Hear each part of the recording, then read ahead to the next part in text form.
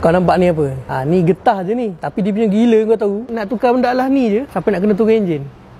Gearbox pun nak kena turun. Ada gilanya yo.